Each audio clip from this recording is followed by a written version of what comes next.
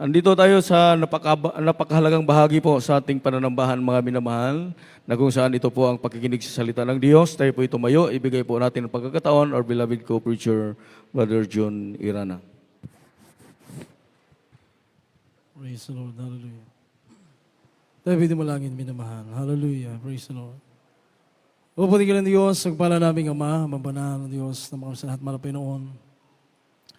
Maraming salamat sa iyo, dakilang Diyos, sa pagkataong ito, malapay noon kami patuloy na nakapaglilingkod sa iyo. Mabanal, sa pagluhod manalangin ng aming mga magulang sa iyo, O Diyos, patawarin mo kami bawat sa narito sa lahat ng aming mga pagkukulang, sa lahat ng aming mga pagkakamali. O Diyos, dalangin namin, buksan mo ang aming mga puso't isipan, bigyan mo kaming kaalaman, karunungan, na mapag-unawa yung banal salita, O Diyos, may abang lingkod lang isan mo, malapay noon. Patawarin mo, kahabagan mo, O Diyos, ikaw magbigay ng karunungan, kaalaman, gamitin mo ang bibig maging daluyan, yung banal salita. Sige lakas, katitibay, yung manak sa panampalataya at paglilingkod, O Diyos, pagpalain mo, malapay noon, yung banal salita. Ito'y may pahag, may pangaral, may pag-ibig, kapangyarihan, nagmumula sa iyo. At aming sinasaway ang lahat ng mga hadlang sa aming pag-aaral, pakikinig na yung banal salita. Sa pangalan ni Jesus, all hindrances, thou shalt not believe. Cast out in Jesus' name.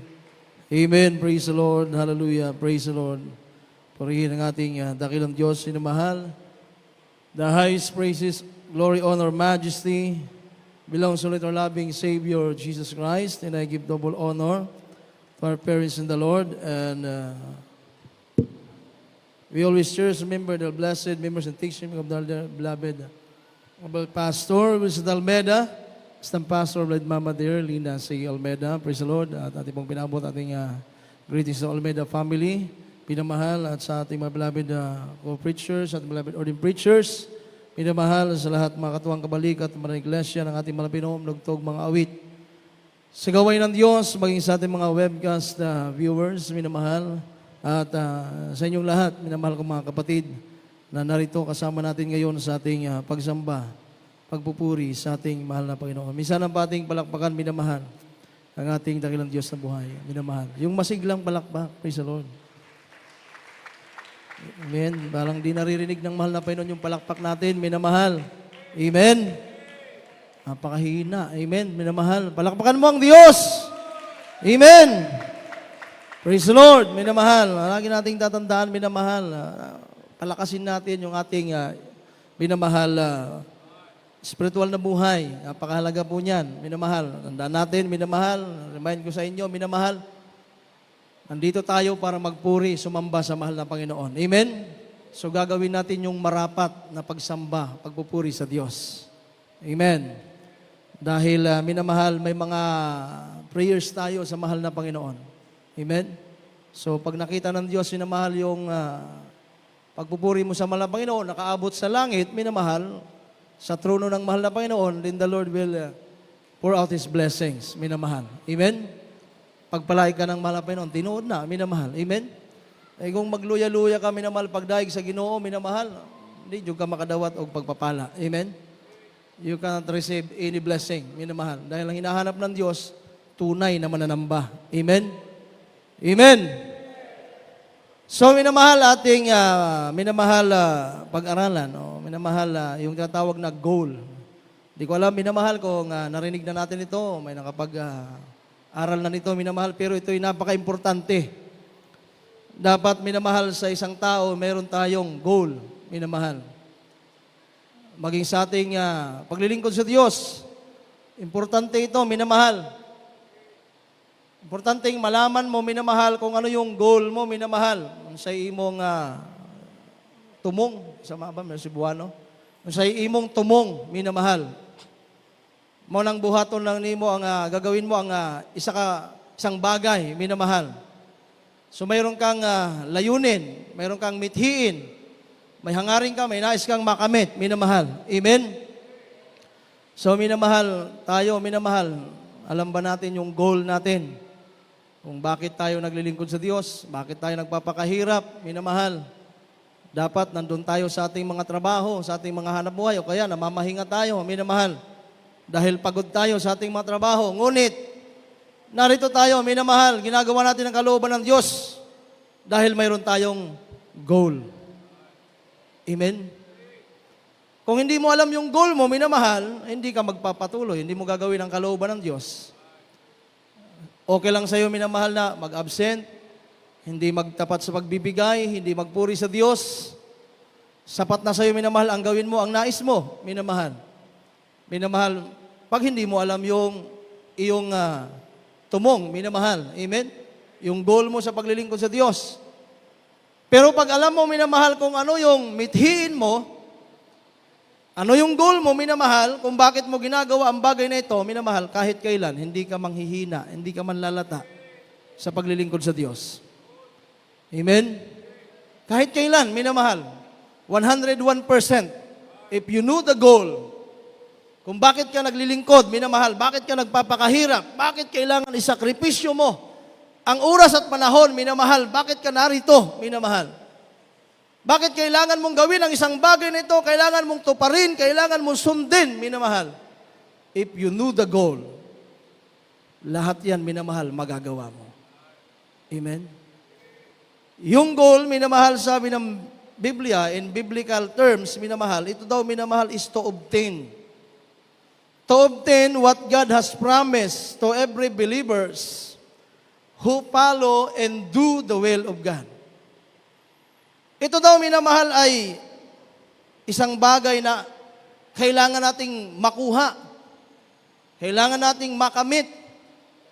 Isang pangako, minamahal, na kailangan nating makuha. Isang promise ng mahal na Panginoon, minamahal, na kailangan nating makamit. Amen? Hindi ito, minamahal, mawala. Kailangan makuha natin.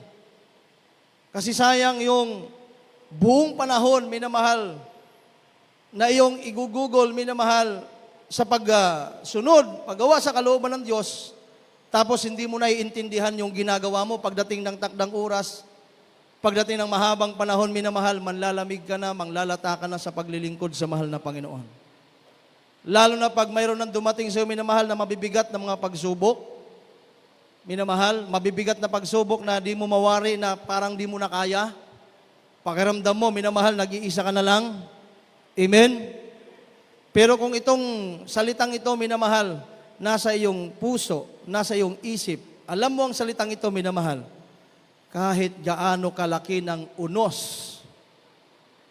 kahit gaano kalaki, minamahal, ng pagsubok sa buhay mo, kahit gaano kalakas ng bagyong darating sa iyo, minamahal, kung alam mo yung salitang goal, hindi ka matitinag. Amen? Hindi ka mahuhulog sa kamay ng mahal na Panginoon if you knew the goal. Kasi minamahal, kailangan mong makuha ang bagay na ito para, minamahal, yung pagsasakripisyo mo magkaroon ng kabuluhan. Amen? A goal is a desired outcome of a specific target of a person and commit to achieve, minamahal, and it serves as a guiding purpose for effort in actions, often broken down into measurable steps and achieved within a set time frame. May takdang oras, may takdang panahon, minamahal, bawat isa sa atin. Yung takdang oras na yon, yung takdang panahon, minamahal, nakasit na yan. Darating at darating sa buhay ng tao. At minamahal yun niya, sinasabi ko, minamahal, na dapat matiyak natin, masiguro natin yung ating, minamahal, mga kaligtasan. Now when the times will come, minamahal, na paghanda ka na, minamahal, humarap sa hukuman ng ating mahal na Panginoon, minamahal, makukuha mo yung goal na ipinangako ng Diyos. Amen. Kaya, minamahal, walang rason, minamahal, na manghina ka, manlamig, manlupaypay, minamahal, kung nasa iyo ang salita na yan. Amen? Minamahal, isa pang goal natin, minamahal, is to obtain eternal life. At pangalawa na mahal, is to dwell in a place where God was made for us. Tanda natin, minamahal, hindi tayo taga dito. Hindi ito yung ginawa ng Diyos para sa atin. Hindi ito yung buhay natin, minamahal. Hindi ito yung lugar, minamahal, na itinakda ng Diyos para sa atin. Amen? Mayroon, minamahal, isang lugar na ginawa ang Diyos para doon, minamahal, sa mga anak niyang magtatagumpay. Sa anak niyang minamahal na nakakaunawa, minamahal sa salitang goal. Nagsusumikap kahit gaano kahirap ang buhay, kahit gaano kabigat ang pagsubok, nananatiling naglilingkod sa Diyos. Amen? So basahin muna natin, minamahal, yung lugar na ibinigay ng Diyos sa atin. Yung lugar, minamahal, na nilikha, ginawa ng Diyos para sa iyo at para sa akin. Kaya kung alam mo ang lugar na ito, minamahal, kung nauunawa mo ang salitang ito, minamahal, no words para manghina, manlamig, manglupaypay. Kasi mayroon kang goal. Di ba? Mayroon kang goal na gusto mong ma-achieve. Gusto mong makuha, minamahal. So, minamahal, kindly, read it, minamahal. Unahin na muna natin, minamahal, yung John chapter 14, verse 1 and 3. Praise the Lord. Dito po sa Aklat ng Juan, Kapitulo 14, ang talatay 1 hanggang 4. Huwag magulumihanan ng iyong puso. Magsisipalataya kayo sa Diyos. Magsisipalataya naman kayo sa akin. Sa bahay ng aking ama ay maraming tahanan. Kung di gayon, ay sinabi ko sana sa inyo, sapagkat ako'y paruroon upang ipaghanda ko kayo ng dakong kalalagyan. At kung ako'y pumaroon at kayo magipaghanda ng kalalagyan, ay muling paririto ako. At kayo tatanggapin ko sa aking sarili, upang kung saan ako naroroon, kayo naman ay dumoon. At kung saan ako paroroon, ay nalalaman ninyo ang daan. Amen. Praise the Lord. Palakpakan natin ang salita ng ating mahal na Panginoon. Amen. So, minamahal, alam na natin yung lugar natin. Amen. Ang lugar natin, minamahal, hindi dito. Kaya huwag mong sikapin ang mga bagay dito sa lupa. Hayaan mong Diyos ang magbigay ng mga bagay na kailangan mo. Huwag ikaw, minamahal, ang magsusumikap, maghahangad para makuha mo mga bagay dito sa lupa. Ang hangarin mo, minamahal, yung pinangako ng Diyos. Sikapin mo yun, minamahal, na makarating ka doon. Makuha mo yun, minamahal, sa takdang oras at panahong inilaan ng mahal na Panginoon para sa iyo. Amen? Yung mga bagay dito sa lupa, minamahal, kayang ibigay ng Diyos. Pero pag ikaw ang magsusumikap, makuha mo mga bagay dito, mawawala sa iyo yung goal. Amen? Tinuod na, minamahal. Mawawala yan. Kasi, minamahal, pag yan nawala, minamahal, sa puso't isip mo, minamahal, pag yan nawala sa iyong harapan, yung goal, minamahal, pwede ka nang mag-absent. Pwede ka nang hindi mamuhay ng may kabanalan. Pwede ka nang hindi magtapat. Ikaw nang masusunod. Kung anong gusto mo, gagawin mo. Walang makapipigil sa iyo. Amen? Pag hindi mo na intindihan yung salita na yan. Tanda natin, minamahal, ang buhay natin may hangganan. Kahit anong gawin mo pagsusumikap sa mundong ibabaw na ito, yung goal na binibigay ng Diyos, pinibigyan mo ng walang halaga. Hindi mo binibigyan ng pansin, minamahal, yung nilikha ng Diyos para sa iyo. Yung reward na ibibigay ng Diyos para sa iyo, minamahal. Ang hinahanap mong buhay, yung mga bagay dito sa mundo. Ang hanapin mo, sabi ng Biblia, yung mga bagay na nasa itaas. Huwag yung mga bagay dito sa lupa. Lagi nating tatandaan, minamahal, ilagay natin sa ating puso't isipan, gawin mong hanapin ang katuwiran ng Diyos. Iyan lang, minamahal. Hanapin mo ang katuwiran ng Diyos, ang lahat ng bagay idaragdag na sa iyo. Hindi mo kailangan hanapin yung mga bagay dito sa mundo. Ang hanapin mo, katuwiran ng Diyos. Hanapin mo ang gusto ng mahal na Panginoon. Gawin mo ang kalooban ng Diyos, minamahal.